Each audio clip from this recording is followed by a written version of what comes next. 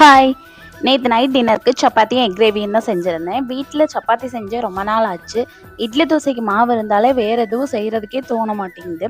Egg gravy recipe உங்க கூட share பண்ணிக்கிறேன். அதுக்கு நான் இன்னைக்கு 2 வெங்காயம், 2 தக்காளி எடுத்திருக்கேன். மிக்ஸர் ஜார்ல தக்காளி, ஒரு சின்ன துண்டு இஞ்சி, 6 பல் பூண்டு, 1 கைப்பிடி கொத்தமல்லி இலை, 1 கைப்பிடி புதினா இலை, கொஞ்சமா தயிர், ஒரு 7, 8 முந்திரி எல்லாம் சேர்த்து நல்லா பேஸ்ட் மாதிரி அரைச்சு எடுத்துக்கோங்க. முட்டையை லைட்டாக கீறி எடுத்துக்கிறேன். இப்போ ஒரு கடாயில் கொஞ்சமாக ஆயில் சேர்த்துட்டு 1 ஸ்பூன் சோம்பு, கட் பண்ணி வச்சிருக்க வெங்காயம் சேர்த்து நல்லா வதக்கிக்கோங்க. வெங்காயம் நல்லா வதங்கினதுக்கு அப்புறமா அரைச்சி வச்சிருந்த பேஸ்ட்டை சேர்த்து பச்சை வாசனை போகிற அளவுக்கு கொதிக்க விட்டுக்கோங்க. அதுக்கப்புறமா மசாலாலாம் சேர்த்துக்கலாம். ஒரு பிஞ்ச் அளவுக்கு மஞ்சத்தூள், காரத்துக்கு ஏற்ற மாதிரி வரமிளகாத்தூள், 1 ஸ்பூன் மல்லித்தூள் எல்லாம் சேர்த்துட்டு ஒரு 1/2 கப் தண்ணி சேர்த்து கொதிக்க வச்சிடுறேன். குழம்பு கெட்டியானதும் முட்டையெல்லாம் சேர்த்துக்கலாம். அதுக்கப்புறம் நல்லா கொதிச்சு வந்ததுக்கு அப்புறமா கடைசியாக கொஞ்சம் மல்லித்தலை தூவி இறக்குனா சூப்பரான எக் மசாலா ரெடி. ஒரு டைம் இந்த மாதிரி ட்ரை பண்ணி பாருங்கள். சப்பாத்தி, இட்லி, தோசைக்கெல்லாம் சூப்பர் காம்பினேஷன்.